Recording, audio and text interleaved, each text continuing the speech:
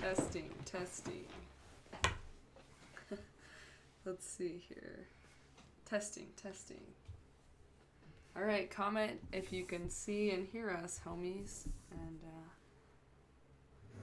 I'm just gonna scoot that back a little bit. No, I'm not scoot it forward. Sorry, guys. Okay, comment if you are seeing and hearing us. Jared, do you see the chat popping up on your thing? Because I don't see it on my thing. Yeah. Oh, how do you get the chat? There it is. Jared, I can see you, dumbass. I mean, dumb butt. Shit. Dang it. Dumb butt shit. Never mind. Everything's fine. Welcome to our live. We have got some new equipment today. We have a ring light, and it's pretty fancy, pretty exciting. And there's some fancy butt shiz, yo. Damn it. I'm hopeless. Okay, I'm trying not to cuss, guys, so that's what's up. Okay, so comment where you're watching from. Comment where you're watching us from. And, yeah, I'm really excited. We haven't done a live in 5 ever, because we have babies. But I'm super, super excited. Okay, so today we are calling this live episode Sharing Time, which for those who aren't Mormon, if you don't know, Sharing Time was like a part of primary. So like if you were Mormon, it's like the kids' class that they go to. So I thought it was very appropriate that we called this Sharing Time, because I took some answers from some of our friends that joined the Facebook group. So if you haven't joined our Facebook group, click the link below. Hopefully there's a link below. If there's not a link below, it's called My Spiritual Life Community. Join our Facebook group, because that's where we're going to be reading these answers from today. Did you want to read something? Oh, no, nothing. I was just looking. Sister Jensen. All right, so the goal of this video here is for us to have sharing time, which means we're going to be reading some comments from people sharing their story, talking about either some successes they've had since leaving the religion or some struggles that they've had. So we can just all commiserate and hug each other and probably also laugh, because let's be real, Jared's hilarious. I don't have to be. We all did funny shit when we were Mormon. Colton's watching from Pocatello. Monica, my homegirl's watching from Utah. Anyone else, if you're joining us, comment where you're watching from. How can we feel solemn without Sister Jensen-led prayer into sharing time? Oh my God. You guys, we haven't unpacked yet, so I don't even know where the Sister Jensen wig is. I know you guys think that he pulls it out every night for, like, adult time, but sadly he does not. What do you mean sadly? I've tried. Wait, what'd you say? I said I've tried. Oh my God! No! Oh, okay. Let me anoint you, sweetheart. Oh, no. There are so By many. the power of the holy Melchizedek priesthood. No. Oh, there are way too many innuendos you can make out of that stuff. Please stop. Okay, I'm really scared to see what comments are going to come in next. And if we seem delayed in reading your comments, it's because there is a little bit of a delay when we go live. Not too bad, though. I think it's like between 5 and 10 seconds. Anyway, okay, so let's start with some comments.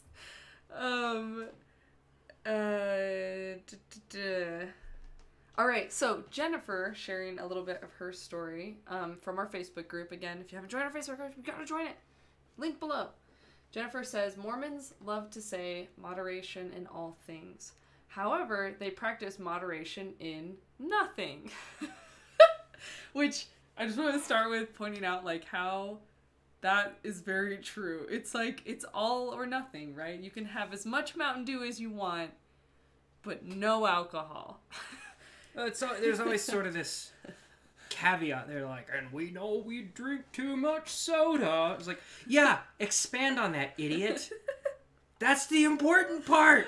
Oh, no. The fact that you have a debate over whether herbal tea counts as a sin or not is way less important than you saying, maybe I shouldn't constantly drink 4,000 calories of sugar every day.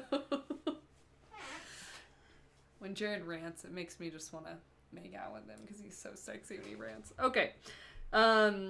Carolyn said she's watching from Georgia, Atlanta. Okay, back to Jennifer's. Georgia, Atlanta, huh? The proud city of Georgia. Shut up. Okay, so the rest of Jennifer's comment says, one drink is as bad as being an addict. You must give your entire life in self-service or it's not enough, even to the point of seriously damaging your own health. No anger is okay because contention is of the devil. I'm sure y'all can think of lots more examples. The point is, I never learned healthy limits in my 46 years in the church. How much drinking is okay? How much anger is healthy?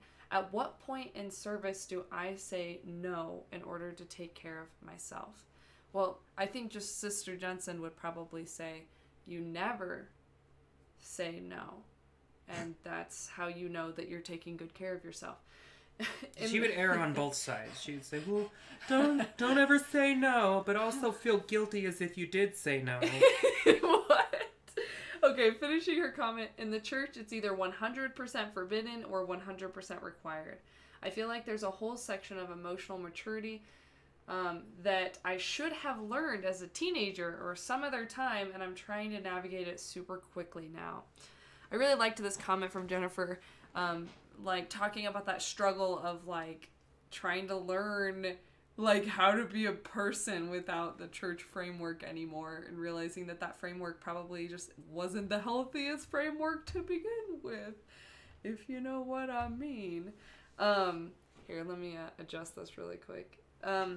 Okay, so do you want to read some comments while I get the next one ready?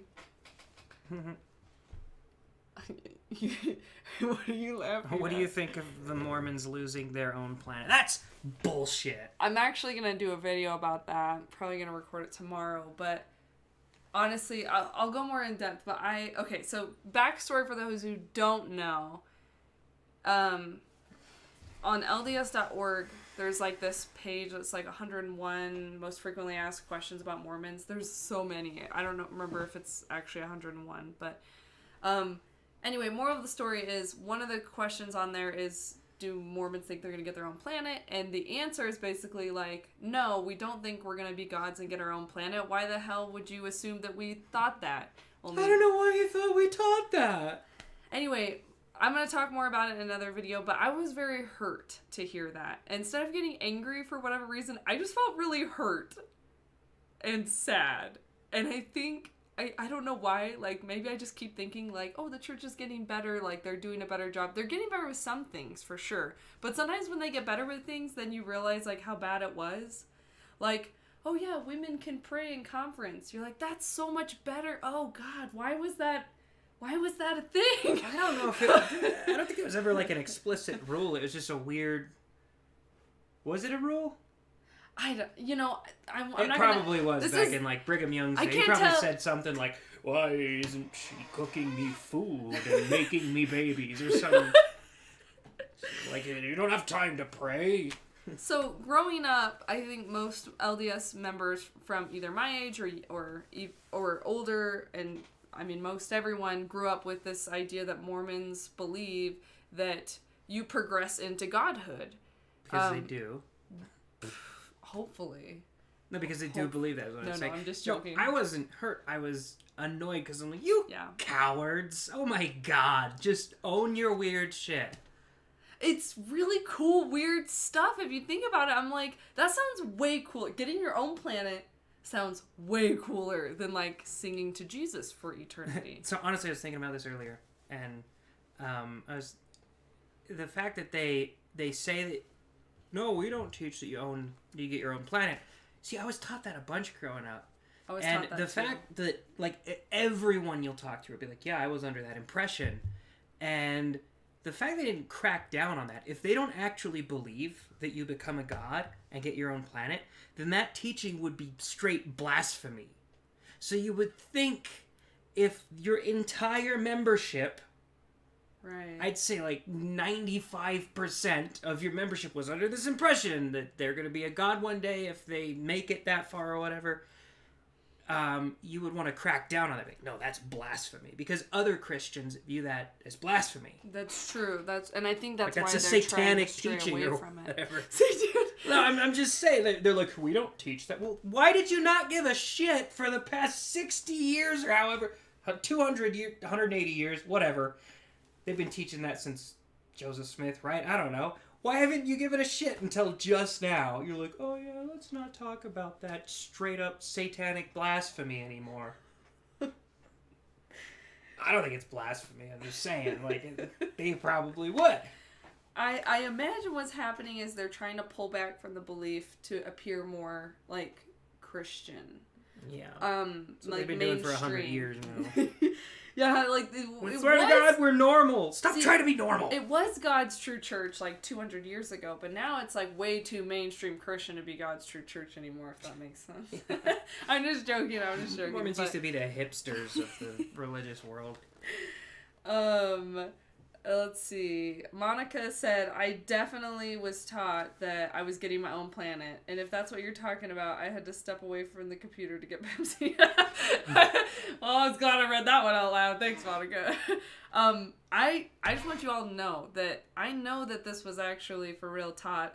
I've got some examples I'm going to go to in a video. Testimony. I'm about to bear my testimony. No, I'm going to bear my testimony about how, as a child, I had my planet all figured out, okay? Like, child, early teenager, girls don't have periods, okay? That's my planet. And also there's Pokemon. Well, then make a man eat the apple, okay? That was Eve's fault, okay? Oh, no. Blame her.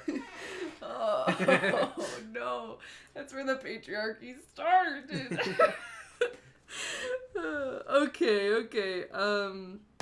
All right, I'm going to read some more comments, and I'll get to a point where I'm going to read your guys' comments of struggle and triumph, but I'm going to get through the ones from the Facebook group first. If you're just joining, click the link below and join our Facebook group, because that's where we got these comments from, and they're awesome comments. Okay, Jacob said, I find myself in a mixed faith marriage, and my spouse is working hard to indoctrinate our daughter.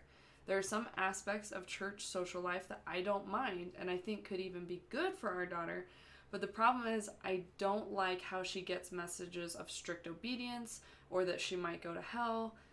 I can't say anything about the church, even the parts where I agree with, without my daughter saying things like, why do you care? You don't believe it.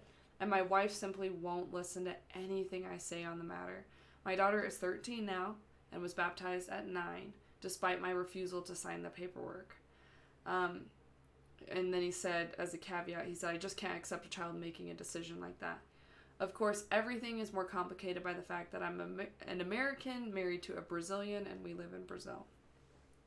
Anyway, my heart super goes out to this guy because obviously me and Jared were in a mixed faith marriage for a couple years, and it was really, really hard. So if you are experiencing that, our heart super goes out to you. And yeah, it's hard. That was the thing I was most afraid of in our mixed faith marriage, like, because Jared left first and then I left Mormonism. It was like I was afraid, like, how do you raise your kid? Like, oh, daddy doesn't go to church, but he's not like the worst person. He's just like, he could be better, if you know what I mean. It's like, it's so, like, I didn't want to be patronizing about Jared, but then I also didn't want Jared to be patronizing to the religion, and it's just hard. First off, that's some rogue bishop shit right there. Like, if you didn't, that's a church policy. They need both parents? Yeah. I didn't know that. No, they absolutely do. I had friends that couldn't get baptized growing up because their dad wouldn't give them permission. So they broke church policy baptizing your kid anyway. That's sad. And it was years ago, I guess, so it's not like you can do anything about it now. Right.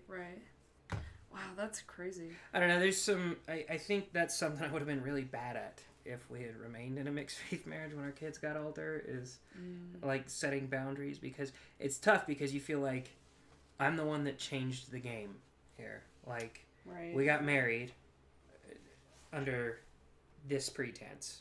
Yeah. And I now believe that to be false. I don't think that's a real thing. I don't believe in any of this. Mm-hmm. And so I'm changing the game for you, and that feels like I'm being unfair to you. And so it feels, I don't know. I'm sure you feel very trapped thinking that, like, oh, I can't say anything because that's me changing the game. But you do got to be firm. It's your daughter, too. And yeah. I don't know. It's hard because the daughter's so old that she's, it's harder. Well, I think something that Mormonism prepares us for very, very poorly is setting any boundaries at all. Yeah, that's true. And you gotta set some boundaries. Yeah. Like, this is a thing I'm not gonna budge on or whatever. We can compromise here, but not here. Yeah. And understand that your judgment makes sense. Trust yourself to some degree. Right.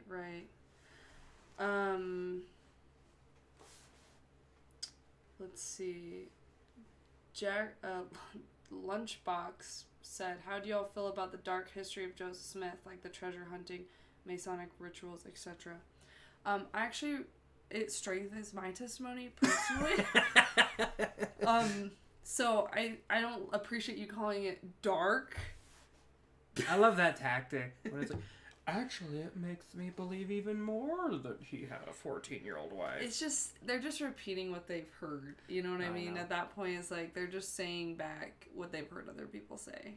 I don't know. So some of the stuff with him, I don't know, doesn't, given certain historical context, like, a lot of people were into weird occult shit back then, mm-hmm. like the seer stone or whatever. That I think the seer stone doesn't bother me.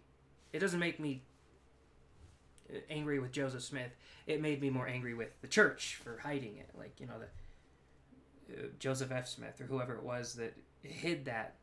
As far as the treasure digging goes, that used to not bother me very much, but the more you learn about... Because I thought he was just looking for treasure, but it turns out he was actually scamming people. Right. Well, it's hard to believe that the same rock he used to try to find buried treasure was also the same rock that he used to translate through the power of God. It just seems a little scummy. Like, God couldn't give you a different rock? Like, that would have been cool. Scummy's a pretty good word to describe. Right. Donovan said, "I totally feel that messaging, even though I don't think my wife intends it. The worst is, I am trying to stay strong. What does that mean about me?" Oh. So she's saying, "I'm trying to stay strong." Oh, dude. Hugs. That's so hard. Yeah, man. It's...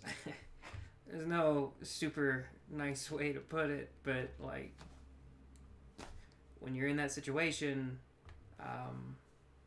she then feels like she's in a situation where, she's torn between you and the church, and just staying strong is being strong in the church despite my spouse trying to drag me down. And I'm not saying that's what you're doing. That's how I felt. That's just how you're supposed to feel. Yeah, that's so hard. I mean, one thing that helped me, because I was the member and Jared was out for a while, was he would approach topics, like, with his feelings. Well, no, without his feelings. But, like, sometimes, like, because he would say... Because sometimes you would try to remain very unemotional, which was helpful. But there were times where you'd say, instead of, like, "Oh, Joseph Smith was awful," and blah, blah, blah, you'd say something to the effect of, "I'm hurting," or "I'm struggling because I found this out, and it upsets me because blah, blah, blah." I don't know if that helps at all, but, like, instead of Jared being like, "Oh, Joseph Smith did this terrible thing to a 14-year-old, then instead he says, "Oh, I'm having a hard time because Joseph Smith having a relationship with a 14-year-old is upsetting to me because I think that is inappropriate," I don't know.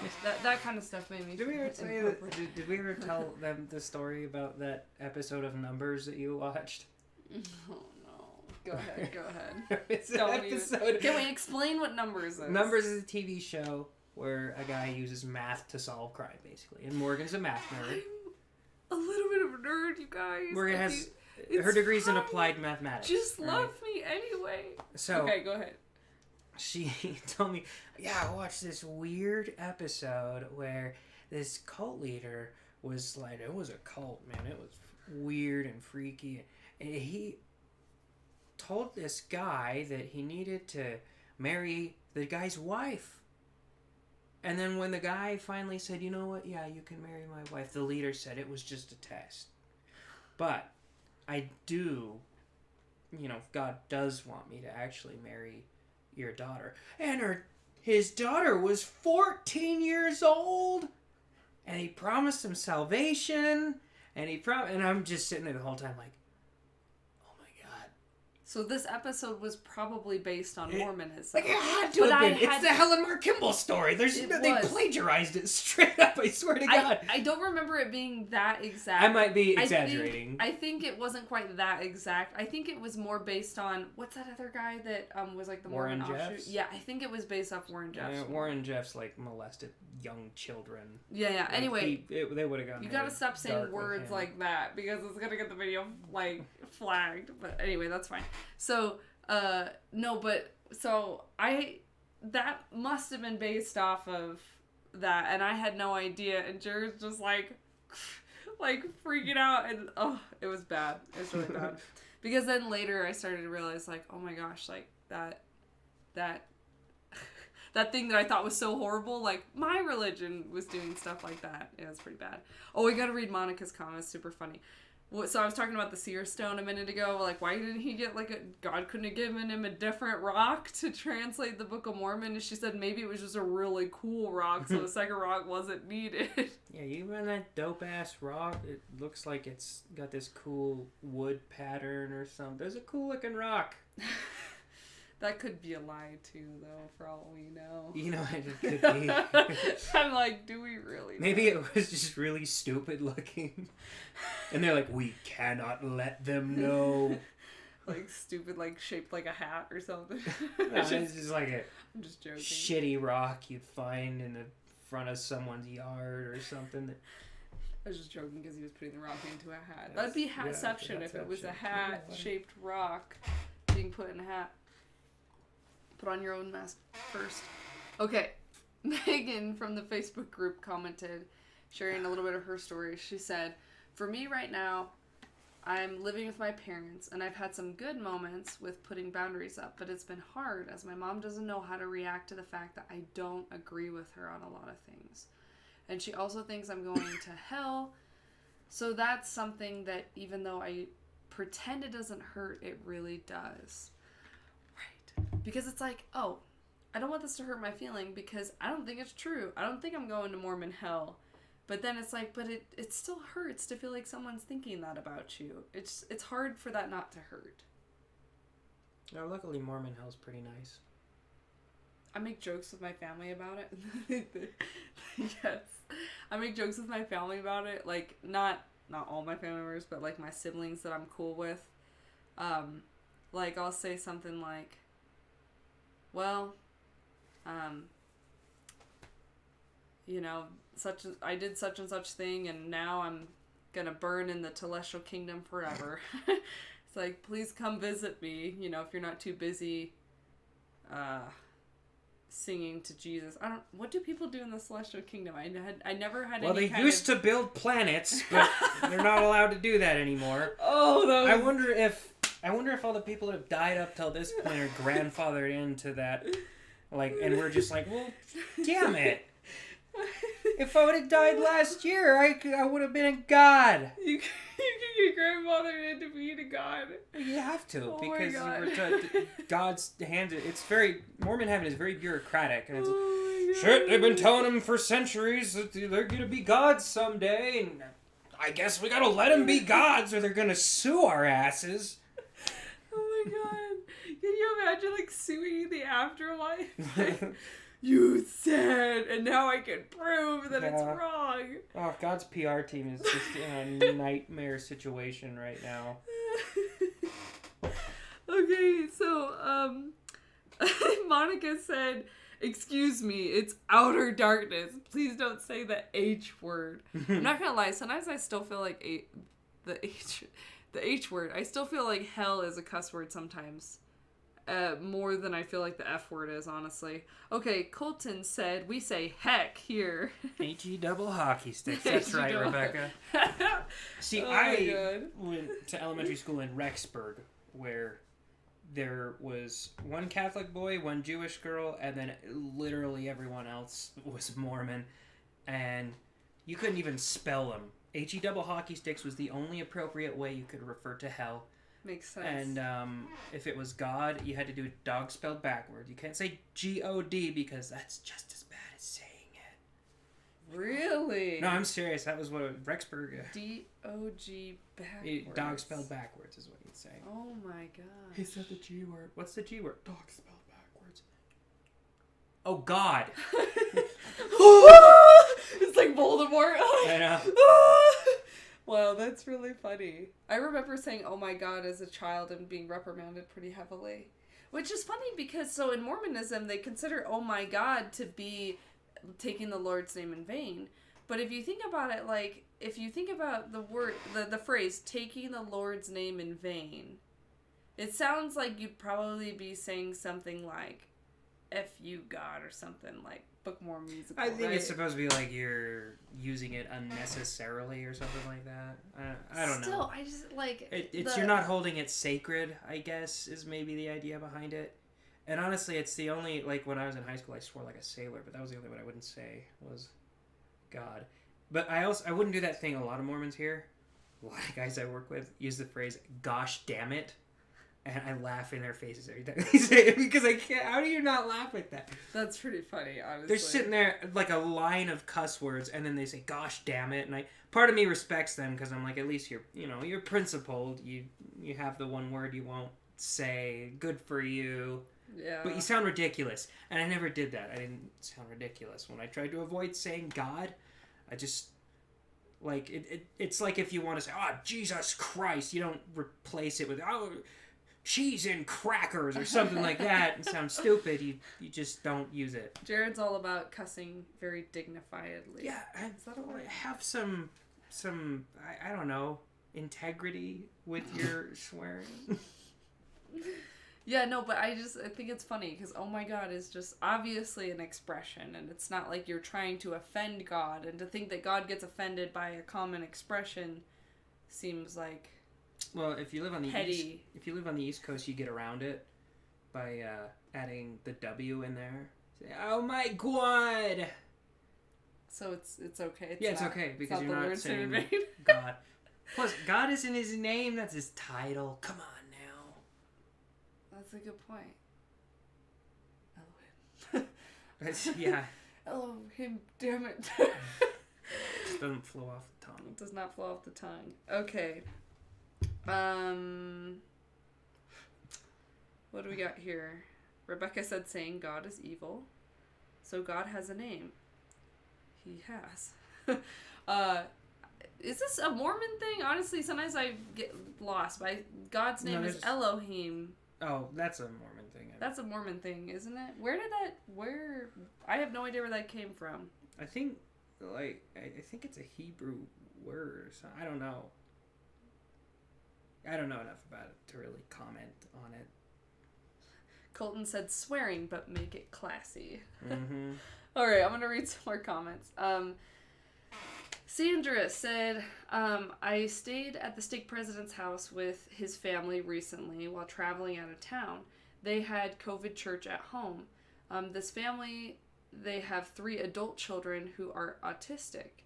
After the father blessed the sacrament and was passing it around, I was shocked to see the mother slap the 50-year-old adult son's hand away from the bread and say, you take the sacrament with the right hand only. Lord. Yeah, that is just sad and like just so unnecessary. So that's one of those just silly nuance rules that's not actually a rule. Like you have to take the sacrament with your right hand, not your left. And it's silly nuance rules like that make you think like heaven is gonna be the most boring, awful, annoying place ever. I've always pictured that rule to be like, I talk about it a lot, how on your mission, like, obedience is the highest quality you can have. But you can only be so obedient. There's only so many rules. If you obey every single one of them, you're just as good as the other guy who also obeys every single one of them. So the only way to consider yourself better than him is to make more rules for yourself. And then follow them, so you trump that other guy. So now you're like, I'm following extra rules. And I've always thought of that one. I can't remember the first time I heard that. It was someone really snotty telling me you can only take it with your right hand. So that was actually a Rebel Jared moment.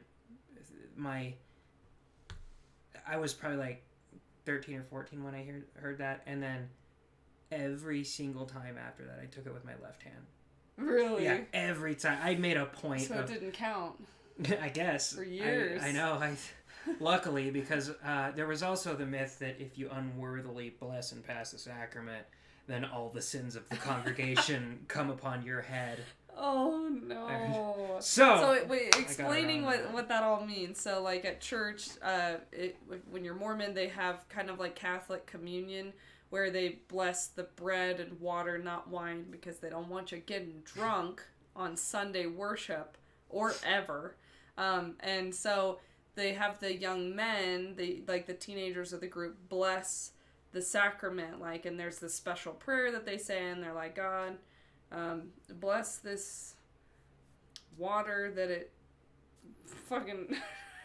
whatever. Anyway, I was gonna think of something funny, but I couldn't think of anything funny, so bless the water and the bread, and they pass it around, and so what Jared's saying is, and everyone's supposed to, be repenting of their sins as they partake of this to remember Jesus. And so what Jared's saying is, he was under the impression... renewal of your baptismal covenants, and right. And it's supposed to be sort of a putting off your sins, or you're washing away your sins again, or whatever.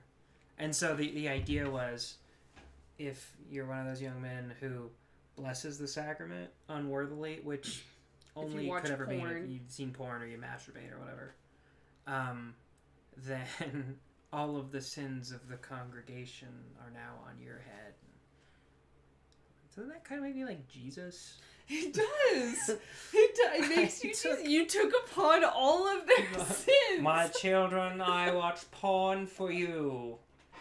I've masturbated 12 times this weekend so that your sins will be mine. Oh my god. I used to feel really bad about that. Now I'm a fucking hero. Man! I never know what you're gonna say.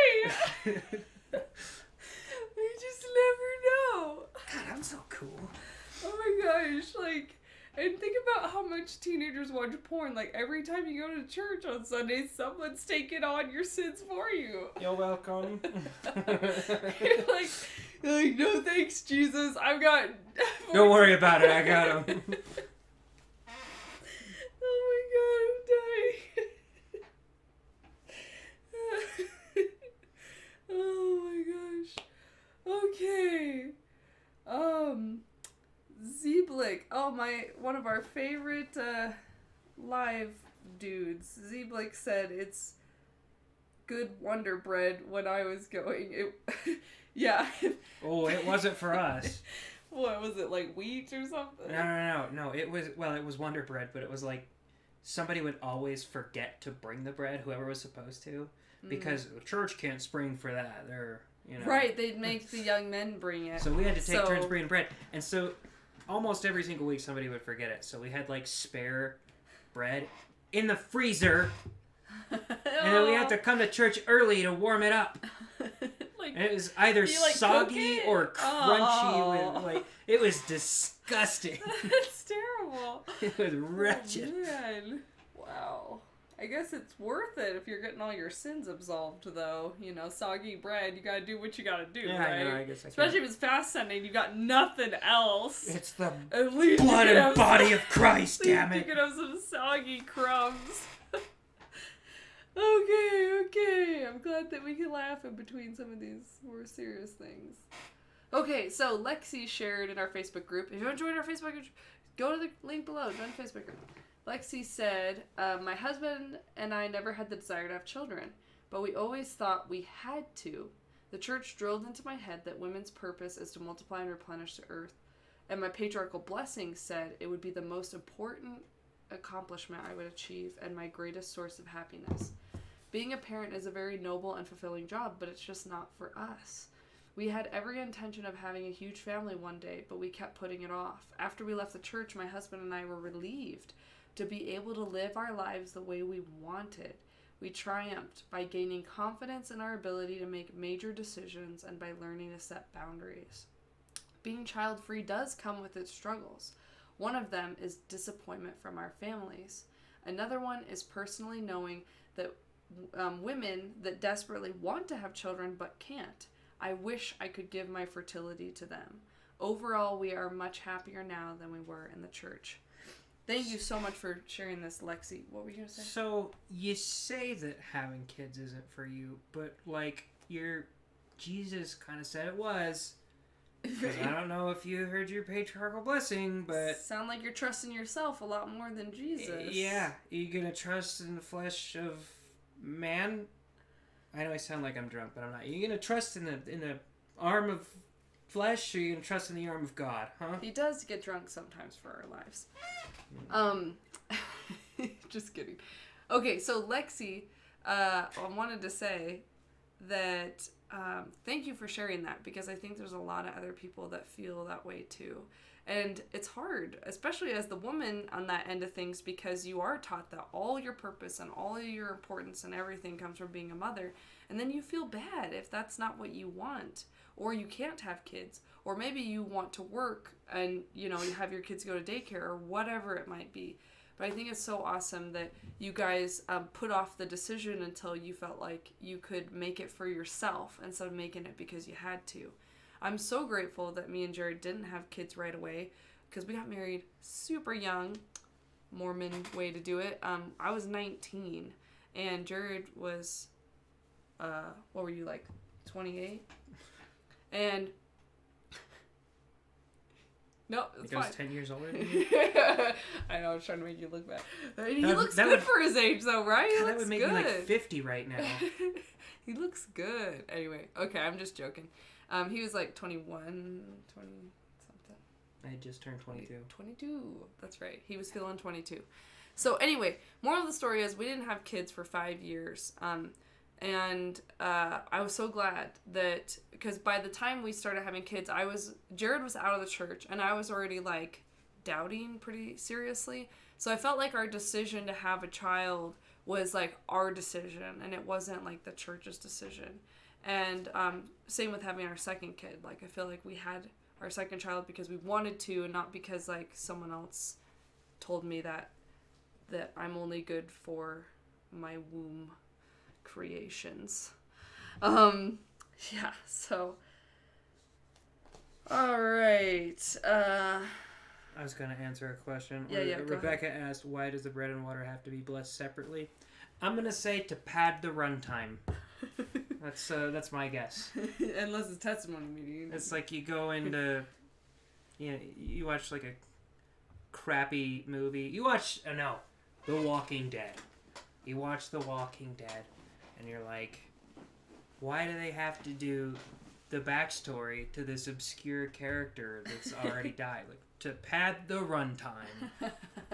Because money. Of course, yeah, you don't have to do it in case of, especially in fast and testimony meeting, because you always get that guy at the end that's like, I know we're running out of time, but... Are you for real right now? I never minded it when that happened, because I was well, it didn't make a difference. Like, because Sacrament was first for my ward, so like if it went on, it was just like, oh well, my next class is shorter. Oh well. Oh my god, I got road rage levels of. Well, I would just sit there fuming. I would instantly wish every ill upon that man. I would clearly I was overreacting, but. Oh my gosh, that's great. Okay, any other comments? Maybe the church is too cheap to just redesign the sacrament trays. I guess it's supposed to be all symbolic. I'm sure it has its roots in like Catholicism too, with the way that they do communion, but I'm not familiar with the way that they do communion. But it's like, oh, the water is his blood and the bread is his body, and so no, they're more badass. They if you eat Jesus, you're forgiven. It's a big debate. Transubstantiation versus consubstantiation. Oh no.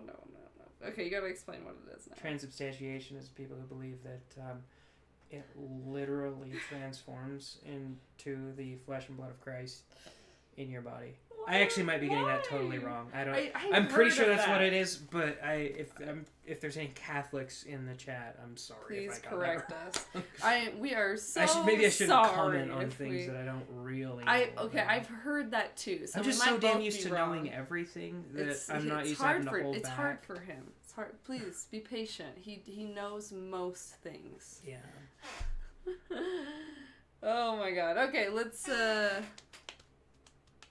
read another comment here. All right, so Michael said in our Facebook group, oops, scrolled too far.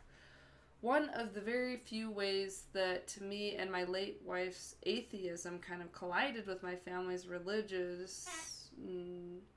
he was saying, okay, so various religions, but all were Christian, is saying grace at family get-togethers. We didn't grow up saying grace as Catholics, so it was never a normal thing for me. But some of my siblings do it with their families. First of all, I'm always respectful. I have no problem with people wanting to say grace. I even hold off on starting to nibble the food because I know it's likely coming at some point. What I won't do is actively participate. I'll sit quietly with my hands on my lap or,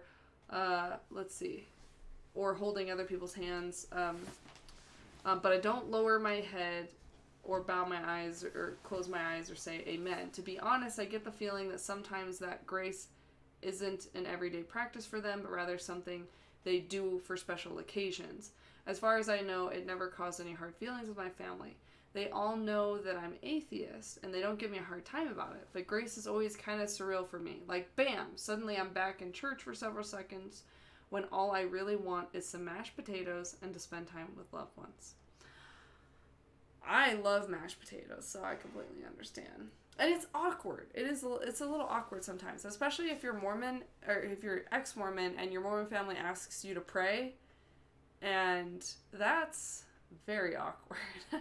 And now, like, if that happened to me, I would just be like, no. Just gonna lean into the awkwardness, be like, nah. Maybe I'll pray, but I'll, like, do it my own way. I'll be like, dear... whatever the hell is up there. Dear female God, please nourish these donuts and turn them into the blood and body of Christ in our bellies. Thank you. Amen. So, nailed it. Nailed it. Let's see. Rebecca said it was the order for the sacrament during the evening of the Last Supper. Bread was passed and then the wine. It must have come from somewhere. Truth Within is an ex-Catholic and said I was spot on. It's... Why did I doubt myself? I'm always right. Wait, so how did that feel for you, eating Jesus every Sunday? Did that, I have to think that'd be, heartburn or something? I have to think that'd be, unsettling to be, you eat it and then be like, do I feel it turning into flesh? Why does it have to be literal flesh, Catholics? Come on. That is weird. Tell us more about that in the comments, please. I'm very curious. Ooh, and sickened. Very sickened. Very much. That's gross. Okay. Jared, how do you say this name? Kylie? I don't know.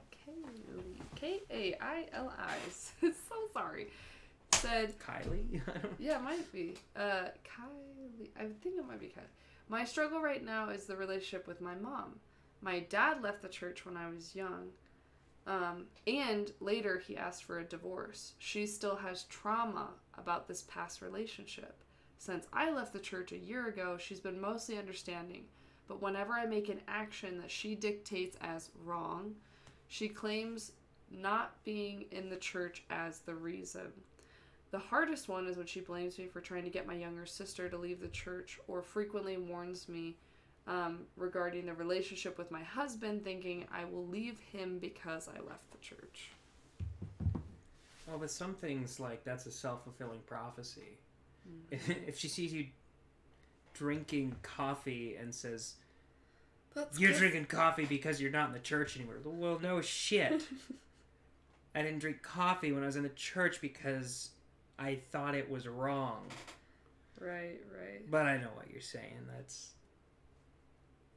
It is kind of, I don't know. Morgan got all sorts of warnings about the debauchery I was going to get into after leaving. It was hard. Yeah, like from the members' perspective, like it was really hard when I left and I was getting an onslaught of your husband is gonna cheat on you and leave you and be an alcoholic, and all of those things happened but had nothing to do with Mormonism. I'm just kidding. No, it hurt. Like, I'm like, but I think he loves me. Like, I think he cares about me. And why are we disregarding that? And it was almost like they were saying, no, he can't care about you if he's not Mormon. That's how I equated it. Which was, it was just sad. You know? I equate that more like, well, I mean, what would possibly keep him from just going to massive orgies all the time, if not the church?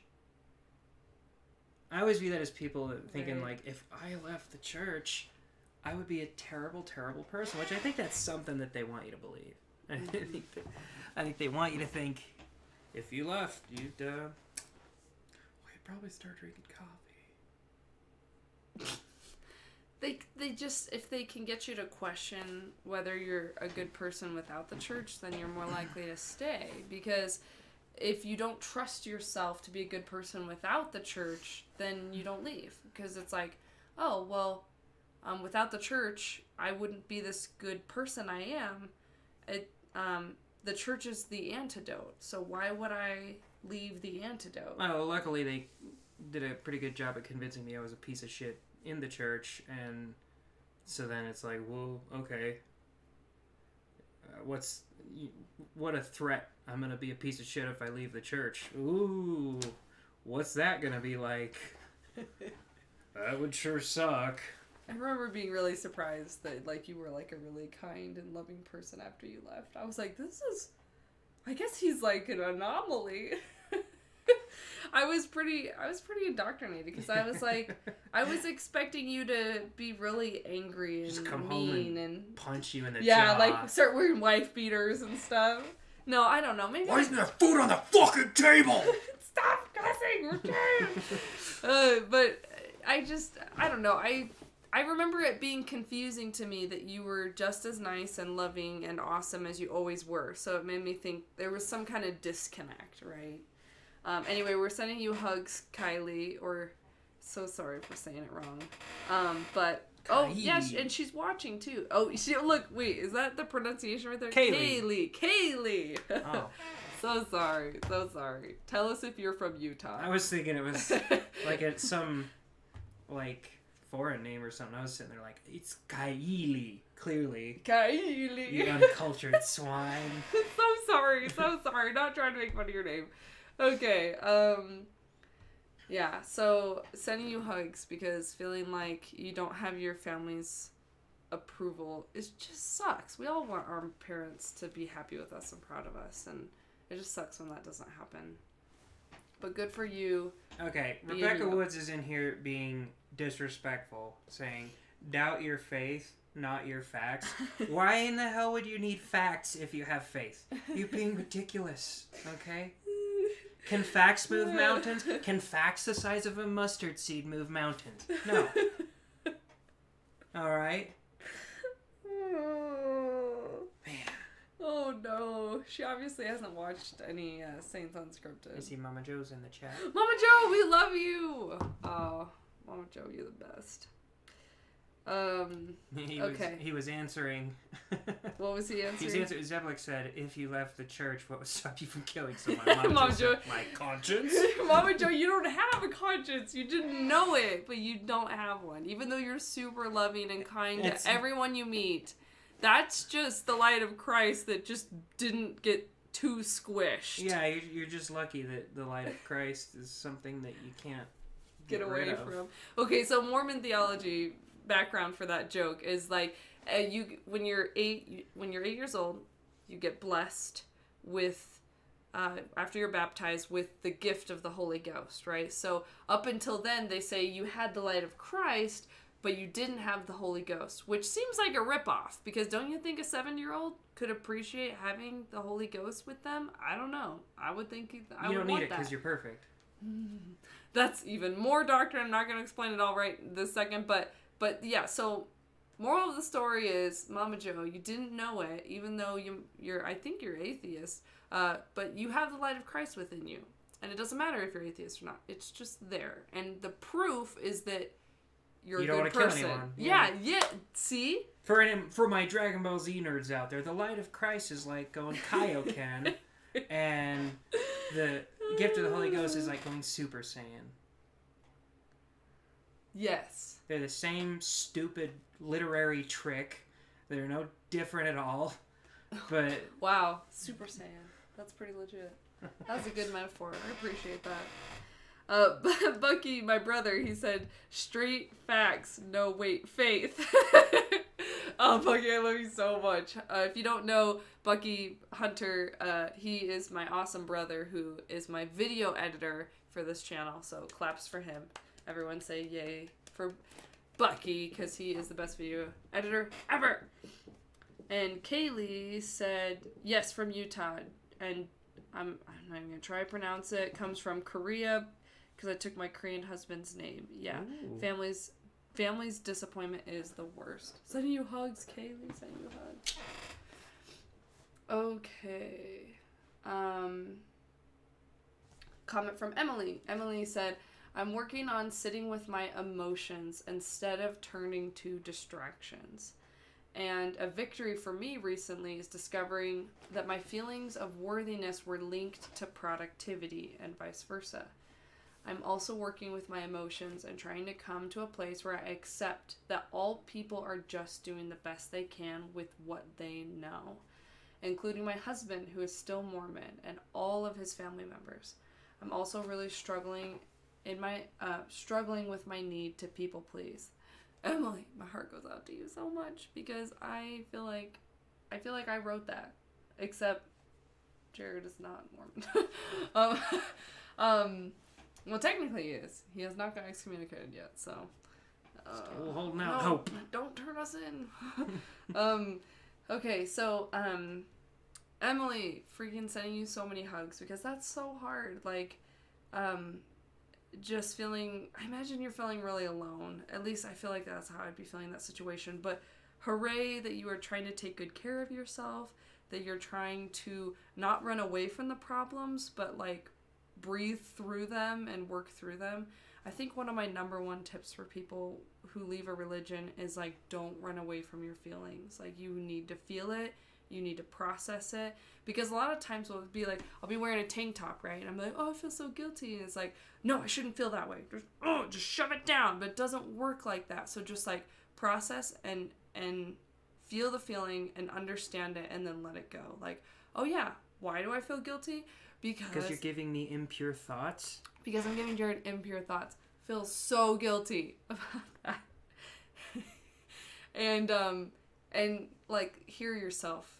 Feel into it and then move past it. That practice has helped me so much in my life. And it's hard because we were never taught to be patient with ourselves or to feel our feelings. We were taught to squish our feelings down into a tiny box because they're from Satan, or because they make us sensitive, or they're just not fun to feel. Of course they're not fun to feel. And I just think it's not healthy. So Emily, I loved your advice. I love your victory of trying to break out of that pattern, and also out of the pattern of your worthiness coming from your productivity. That was a huge problem for me.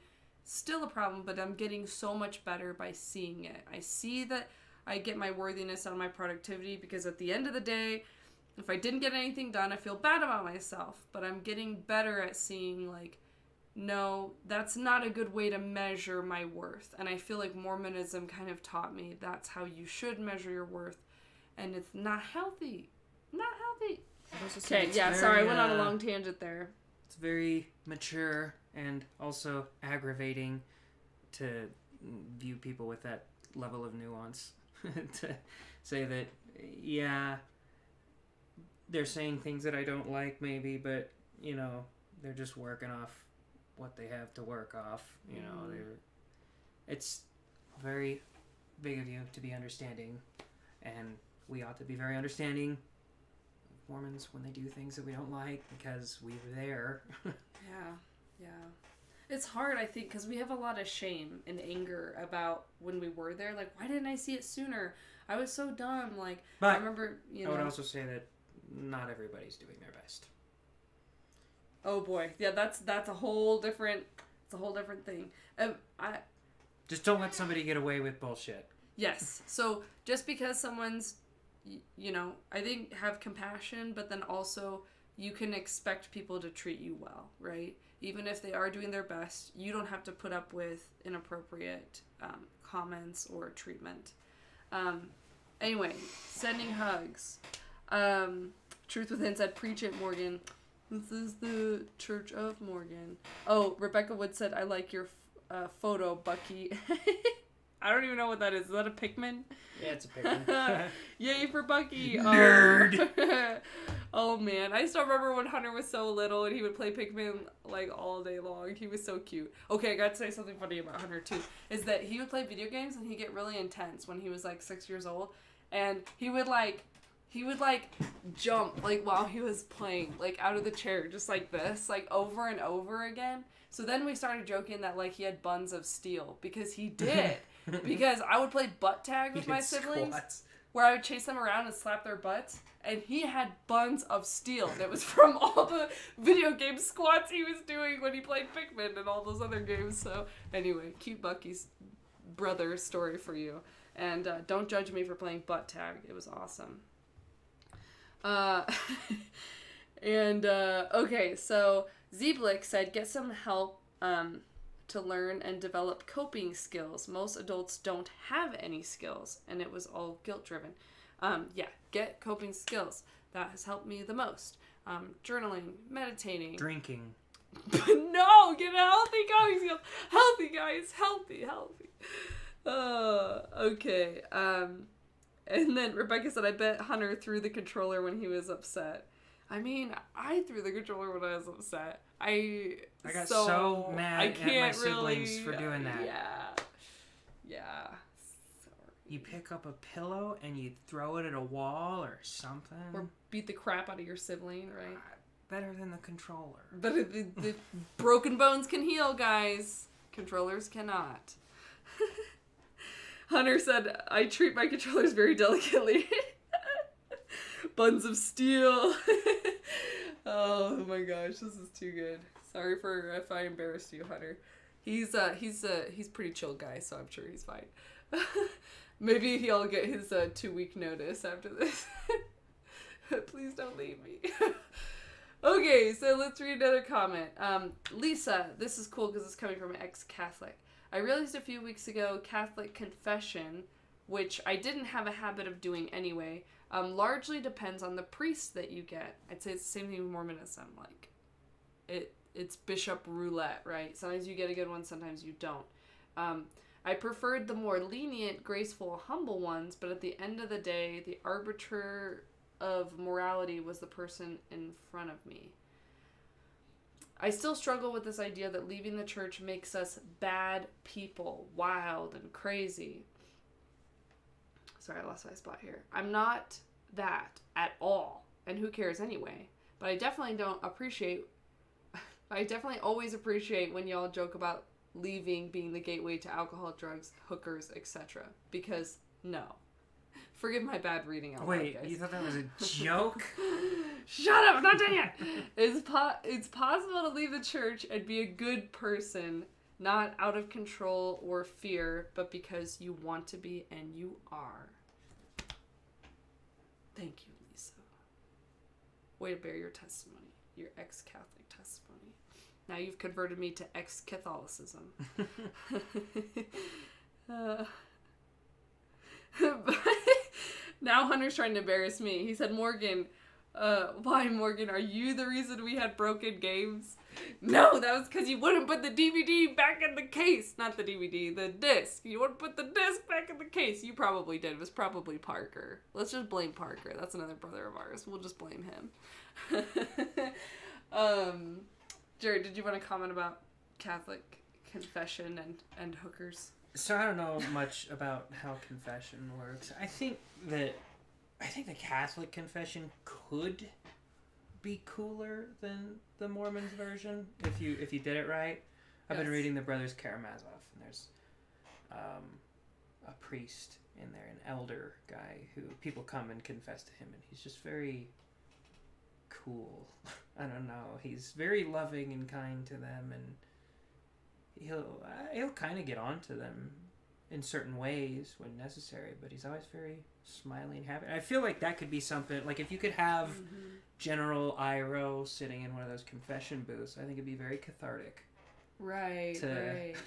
Well, I think it could have, it can be this good idea of like, I'm confessing this with the intent of trying to improve my character.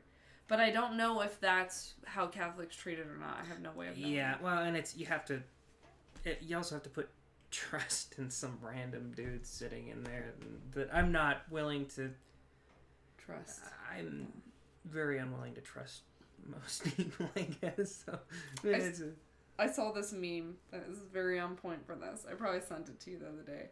It was this nun talking to this priest, and she's like, Daddy, I've been a bad girl. And he's like, how many times do I have to tell you? It's Father, forgive me, I have sinned. Gross. I was like, oh my god, that's so good. I think someone posted that in our Facebook group. I'll have to watch some nun porn after this. No! Well, and then we can go to church and you can take out everyone's sins. Yeah. Cool. I don't think they'll let me bless it anymore, though. Oh, no. Oh, okay, so skipping the how hookers work question, sticking to confessions. Wait, what? Hold on, did I miss something? Who has an...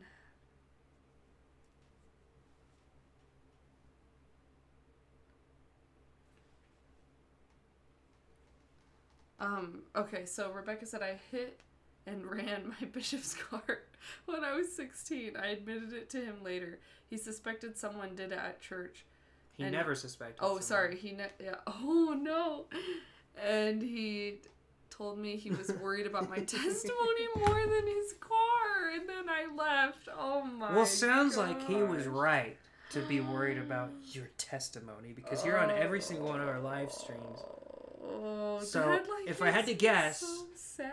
If I had to guess, I'd say that your testimony of the truthfulness of the gospel isn't doing too well right now. Sister Johnson will be so disappointed, Rebecca. But we love you anyway. We love you for who you could be if you were more. I'm sorry, this is a joke. We really love you. Oh my god. You have such great potential to not be a bad person. Oh my god. So I want to read this other story. This one's really cool. This one came from an online forum. Hold on, I'm going to share this picture with it. There it is. Jared, did you see the woodworking? Mm-hmm. Okay, so I'm going to read this comment. And he posted it with this picture. One of the things that we use the extra 10% for are our hobbies. And if you don't know, Mormons pay 10% of their income, their entire income, for life. I took up furniture making. At first, it was frustrating. I had never been very handy, so learning the different tools at first was nerve-wracking, and the results were terrible, or at least really not what I expected. Fast forward 1.5 years later, and my projects are getting better and better. Each one is easier and higher quality, and I'm really enjoying the process. Here's my point. Learning woodworking came at a time of intense personal introspection and growth. It helped me focus on the process rather than the result and enjoy the mistakes and successes. I don't mind being as good as I am. I don't expect myself to create results I don't have the skills for. I can accept the mistakes, that each project is unique and tells a story of its creation. I don't get angry when I waste materials. This new hobby has made my own self-acceptance easier. Realizing my own faults are a part of the process, and they make me unique, and that is good. I also accept others' faults, for lack of a better word, just as I accept mine. I can learn without regret. I can make progress without judgment. I can change my mind, and I can think critically without my identity getting caught up in my opinion.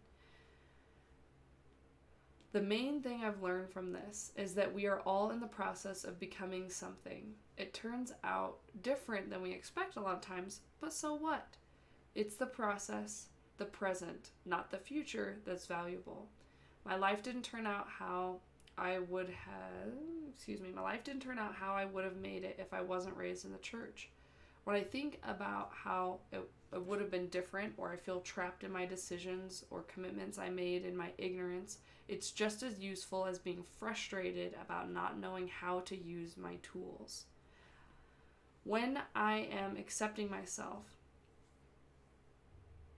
like I am proud of my projects, is when life is good.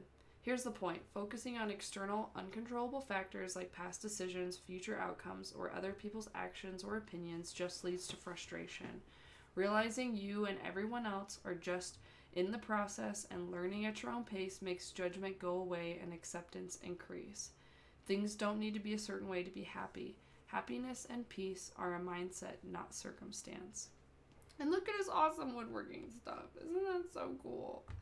I seriously just fell in love with that post, and I actually contacted the guy who wrote it, and I asked his permission to share it in this video because I was really touched by that. And I'm someone who's very, very, very, very hard on myself, and I'm getting better, learning to be better. But this meant a lot to me because he's getting down on yourself, and saying well, why didn't I see it sooner? Why didn't I leave Mormonism sooner? Why can't I get rid of the guilt? And why can't I get rid of the shame? Saying all that is basically saying why don't I know how to use a buzzsaw? Or why don't I even know what that is? I don't even know if that's a thing. It's it's the same, it's silly because it's obvious that you don't know how to use a buzzsaw because you've never learned how to use it before. It's obvious that you feel guilty wearing a tank top because you were told your whole life to feel that way, and you are learning to practice a new way, and it's going to take practice to get good at not feeling guilty, right? So I just love that post so much. Go ahead. Sounds like the parable of the talents. Didn't know that applied to people who left, but religion doesn't apply to people who left. Definitely. Bible has nothing to offer. Ever. Let's see. Truth Within said... Oh, wait. Sorry. He's responding to someone else. Yeah, they've been having a conversation about religion. Are you guys paying attention to me? You're just talking to each other. I'm just joking. I'm so glad that you guys blow up the chats when we do this because that's why I love doing this. You guys' comments are so fun and so hilarious and so nice. And I love you all so much. Okay, Kaylee said, I tried many religions as well, partly to show my family that I was just confused and seeking truth, but really wanted to show how other people lived. Oh, I see what you're saying there. So she was trying to demonstrate a different pattern. Yes, good for you. It's very important for people to see how other people live. Yeah, especially, I haven't tried any other religions, so... That sounds very faithless of you. Yeah, I guess it is. I don't know. Remember what we said about facts over faith? Yeah, about faith over facts. That's right. My bad. Sorry, Sister Johnson. Okay, so we've got a little bit more time here, so drop some comments below. Tell us what you've been struggling with lately with leaving your religion, or something awesome that's gone well that you're proud of yourself for improving. Drop some comments below about that shiz. Zeblik said, we are listening. We need a Discord to chat with each other. Typing sucks. Wait. Oh, so like... Wait, don't you have to type on... How are you not typing on Discord, though?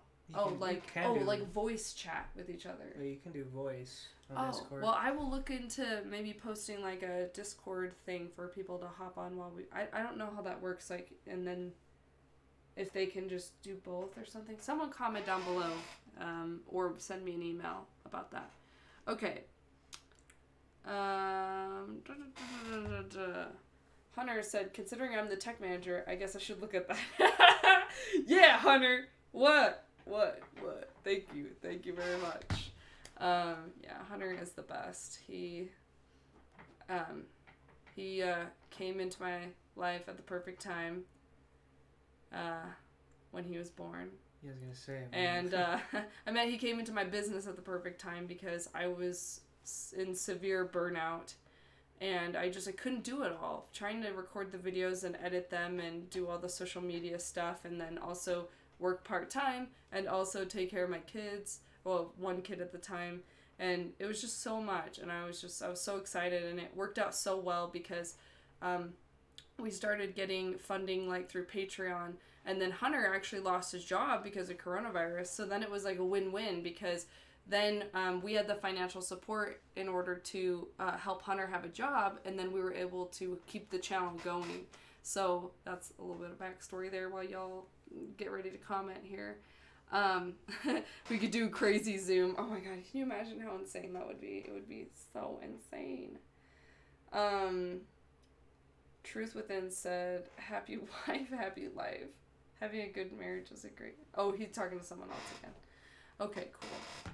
Yeah, Jared hates that expression, so don't mention it to him. Yeah, I don't like it when my wife is happy. Jared hates it when I'm happy. Like, that's when he hits me. Ugh! What the fuck are you smiling about? Joking.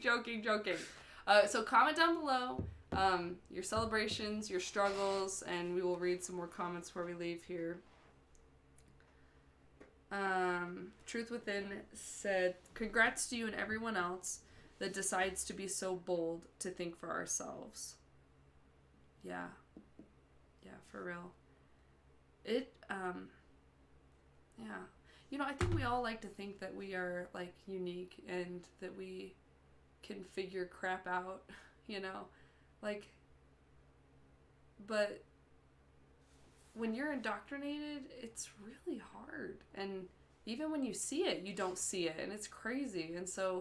And then sometimes you see it, and you see it, but then you still can't leave because you're so worried about all the rejection and everything. So yes, give yourself claps and a hug because this is hard, and you are a pioneer for Satan.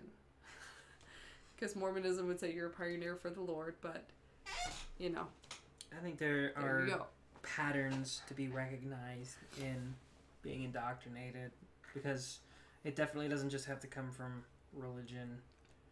A lot of ideologies have a lot of similar, I don't want to say brainwashing, but like indoctrination methods. Mm-hmm. I always picture, and I'm sometimes I'm unsure on the difference between teaching and indoctrinating, and I think the only real difference is indoctrination is providing somebody information in order to push them to a point of view, versus teaching, which is just purely providing somebody with information. Oh, wow, you've been thinking about that, huh? A little bit, because, I don't know, people, I see a lot of ex-Mormons talking about how, oh, well, thank God I don't have to indoctrinate my kids now, or my kids aren't going to be indoctrinated. I'm like, well...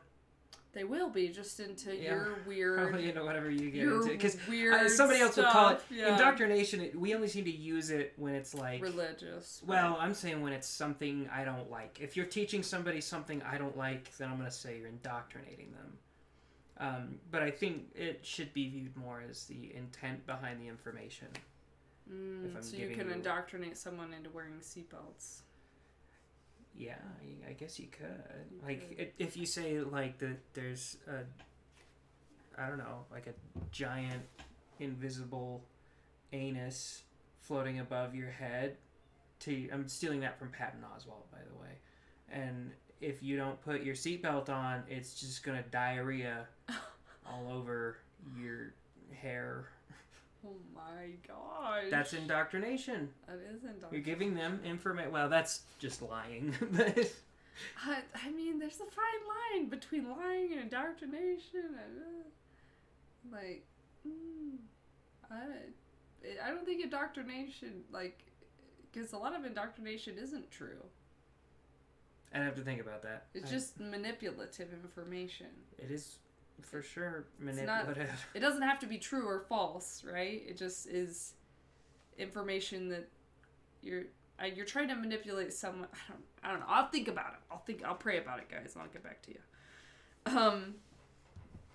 Bucky, my brother, said, my achievement made some killer raspberry tea. I dumped that store-bought powder into the water gracefully. Oh, Hunter, you have such a way with words. You are the best. Okay, Rebecca said... Next stop, heroin. No, Hunter, no! Raspberry tea is the gateway drug. Let's see. Rebecca said, I have never read the Book of Mormon straight through. I'm thinking of offering to do that if my family will read the CS letter in exchange. Oh, damn. Oh my gosh. I feel like they would just be like, I already knew all this. It made my testimony stronger. Yeah. Believe it or not, it actually strengthens my testimony that the papyri that Joseph Smith translated into the Book of Abraham has nothing to do with Abraham, and in fact took place a long time before Abraham even existed. That makes me actually it makes me believe in the veracity of the gospel even more, that horses didn't exist here. There was no veracity. Oh. It's because I've went on my spiel about the word truthfulness. Anytime I use it, I hate that word. It's my least favorite word in the world. Truthfulness has two suffixes. That word shouldn't exist, and it makes me angry. And people only use it who are spewing out what they've heard before, and you should be exiled. Exile needs to be a punishment that we bring back. It does. And anyone who uses the word truthfulness should be exiled. Let's all join Jared's religion. Veracity. What a pretty word. That's what that means. Exile religion. I was going to say to Rebecca, if you end up doing that, I'm not saying you should or shouldn't, but if you end up doing it, comment in our Facebook group how they take it. I'm very curious, because I think if I did that deal with my family, I think some of my siblings might do it, but I don't want to, so I don't think I will. But Zeblick sent $5 and said, for all you do that is good, with or without Satan. Thanks, man. Appreciate it. Or woman. I'm not sure. Yeah, okay, I can't remember. Okay, Truth Within said, I think it's a long, winding journey of learning to appreciate one's creativity, sexuality, emotion, self-expression, the society crush along the way to conformity and group acceptance. That's beautiful. I totally agree. And I think it's like, I think as society kind of has this box you have to fit in, but then a religion has like an even smaller box you have to fit in. So I think you break out of that smaller box, and then you also have to maybe break out of the bigger box, to just make sure that you're not trying to be someone just because you feel like you should be, and you're trying to be someone who you want to be, and someone that you believe is the right way to be. Also, like, be a good person on your terms, if that makes sense. Did you want to read a comment? Mama Joe's talking about how he got that letter from the Kingdom Hall. Yeah, Jehovah's Witnesses, they will send you like direct letters, handwritten and everything. They were probably really bored during COVID or something. It was during COVID that I got one, and I felt... They don't generally respect laws very much, so I'm surprised they didn't just go out and proselytize anyway during that. They were probably excited. Think about it. Like, they're like, oh no, we can't proselytize. Like, They're exhausted. I mean, I would be, because I would be a shitty Jehovah's Witness, but like the ones that are into it, I'm just saying they... Yeah. Like in Russia, they made it really difficult to do missionary work. The Mormons obeyed the laws, and that's why they're still around. The Jehovah's Witnesses didn't, and so now that religion is just, I'm pretty sure, illegal in Russia. So I don't know how. Oh man. I don't know what it looks like to make a religion illegal. Because I'm from America. America. Land of the free. Jason said, I had a sister missionary message me. I'm guessing he means on Facebook, because a lot of COVID They've been doing that a lot restrictions lately. Have been like, why don't you just teach over Facebook? I'm like, why are you even called to an area then? You could just stay home. I don't know. But obviously there's... Anyway, Jason said, she said, hi, I'm a missionary, blah, blah, blah. I share messages about Christ. Are you interested? And Jason said, I told her I was a former member, and then she asked what my relationship with God was like. And then he put a laughy face on a skull emoji, which I really appreciate the skull emoji, because that is something. I feel like we're probably gonna run into the issue with missionaries trying to come teach us in this, because we're kind of in a newish ward, but so far it hasn't happened. Yeah, they were at the neighbors the other day. They didn't come over here. They're probably just going for dinner. Yeah, something like that. I'm just saying, like... Yeah, they didn't come over. Well, I've made it really clear to a lot of the members, like, yeah, you know, I grew up Mormon, but I'm not anymore. I usually say I don't practice anymore, but I don't know, I'm still kind of surprised no one's really tried to. But they invite us to the ward things, which is what I wanted. Like, I like knowing about the barbecues and stuff, so I can still make friends. So Jason said after that, my biggest struggle has been learning to love myself as a gay feminine guy and knowing it's okay to have love. So then Mama Joe responded to that, said, it gets better, Jason, just always be you. So that's Jason. You gotta meet Mama Joe, because that is his specialty. He's a good dude. Loving the crap out of people. Yeah. And Mama Joe grew up in a really, like, I want to say, like, sketchy religion. Oh, man. like, what was it, evangelical? No, was it? Mama Joe commented about the church you grew up in. It was crazy. Yeah, it's crazy situation. And as a young gay guy, Mama Joe really, really had a hard time. So sending both hugs. He's very helpful to people who struggle with that now. So, yeah. That's what I'm saying. Listen to Mama Joe, Jason. Yeah, whenever I'm having a hard time, Mama Joe gives me a pep talk.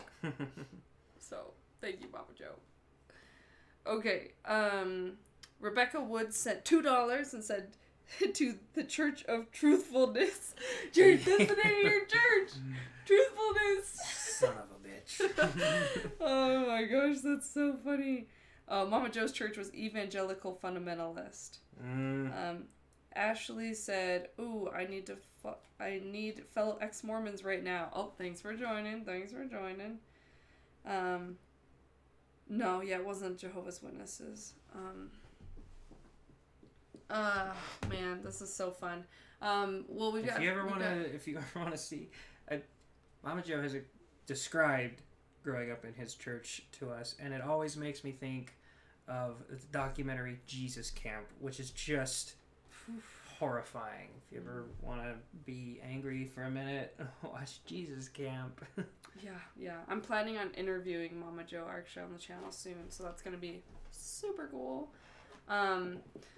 Yeah, so comment down below if you have a brief story of struggle that you're dealing with after leaving a religion, or a story of triumph. Comment that down below. We've got just a few more minutes here before we're gonna go. Let's see. Z-Book said, so does anyone have a copy of View of the Hebrews by Ethan Smith? No relation to Joseph Smith Jr. That's yeah, gotcha. I mean, I've heard quite a bit about it, but it's been a while since I've... View of the Hebrews is just a book that... Right, that a lot of people think that he stole the story from. Does anyone have a copy of the book? I don't know. Can you get a copy online? I'm sure you can. I don't know. I've never looked for it, but... I'm pretty sure I did go and read it and at one point, but I don't remember now. Because now I don't care.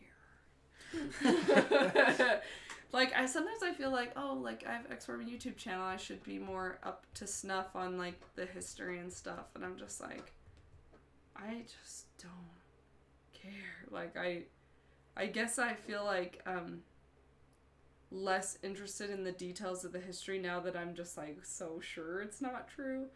And I just like, I don't know, I like the community aspect, I guess, more because I just want to hug everyone because it's hard.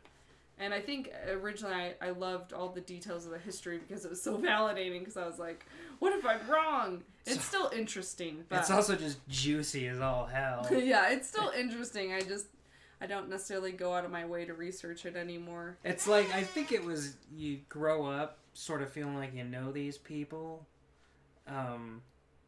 Like the historical figures of the church, like, you know, Sidney Rigdon, you know, Joseph Smith, you grew up with them, and then all of a sudden, you guys are, like, you're buddies. Finding out about all these scandals, like, did you hear about the prophet? He married a 14-year-old. Holy shit, tell me more. Oh my gosh, that's so funny. Did you know David Whitmer saw God? And he was a deer? Anyway, so we're making church history jokes. So if you don't get it, just laugh and know that it's funny. Ashley Sparks sent $10. Thank you so much. That was very, very sweet of you. We love getting to do these lives. I love getting to have this channel where we get to help support you guys because I know my faith crisis was the absolute worst time of my life. Like, I was never more depressed, more hurt and confused and alone than I was during my faith crisis. So I'm so glad that we can have this channel, that we can connect with you guys. And if you haven't already, click the link below to join the Facebook group so I can love you even more. Let's see. Are you caught up on the comments here?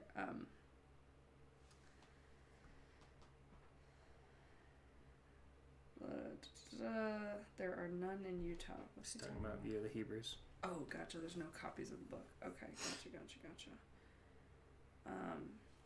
Kaylee said, I miss the community. How do y'all find your communities now?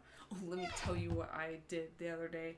I made the Church of Pickleball. And there are officially 11 members now. So I love pickleball. It's kind of like tennis, but for wimps. So there's that. And the court's smaller, so you have to run around less. So it's good for me, okay? I'm still postpartum. It's fine.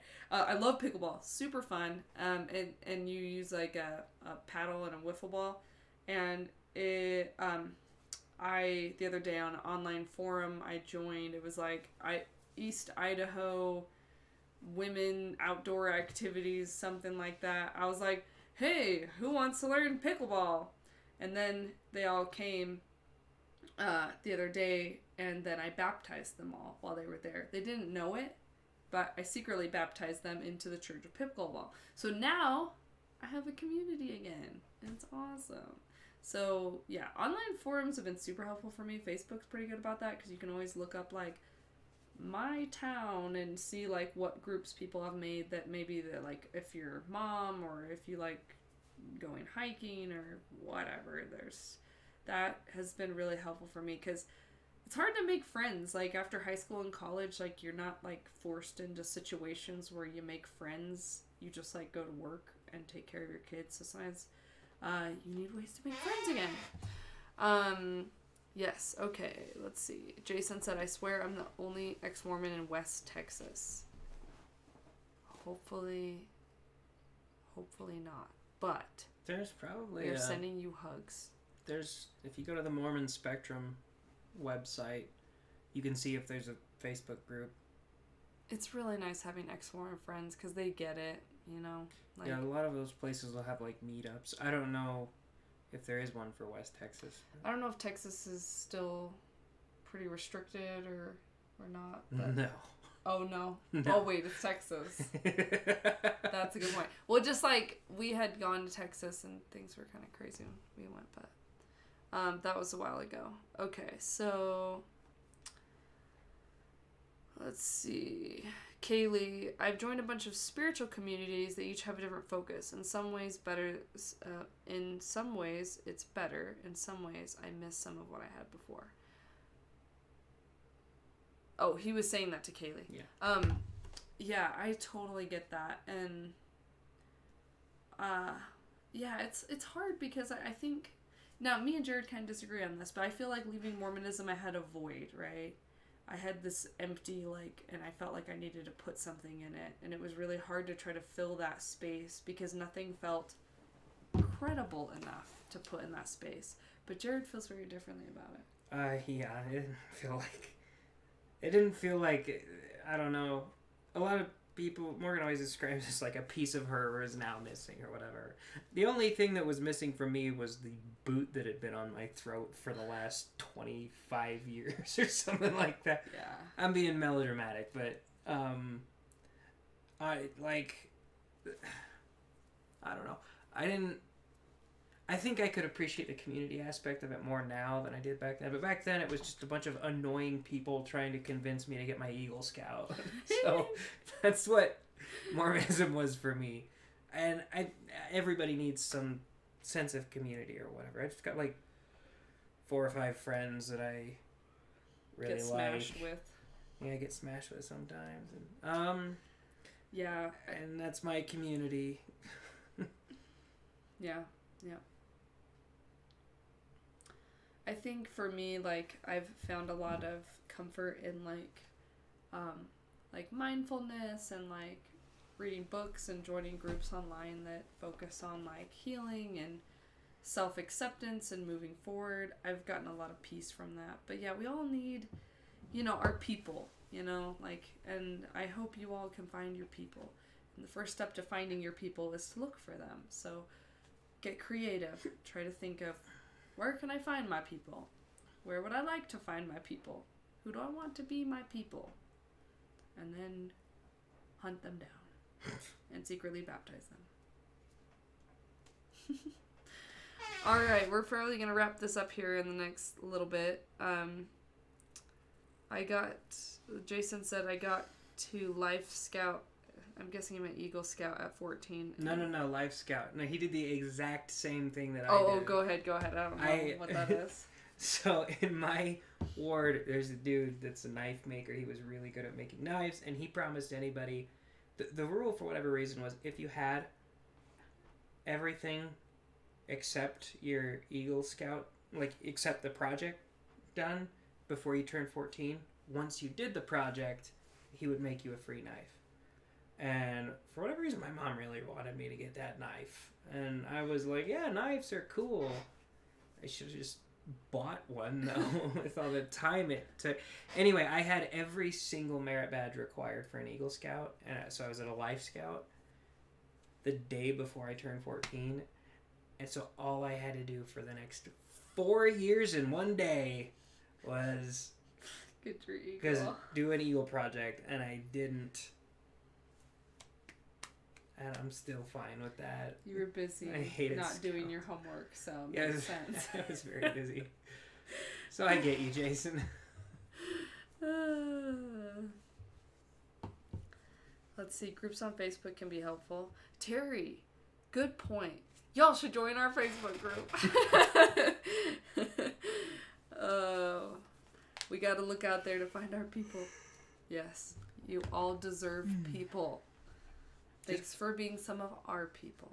Just get really into something. Yes. Like pickleball. Yes. Or being an ex-Mormon. That's something. Okay, so we're probably going to head out here in just a second, but comment your love for each other. Send each other lots of love. And Hunter said he's a Life Scout as well. Hunter, it's not too late. You can still become an Eagle Scout in my heart.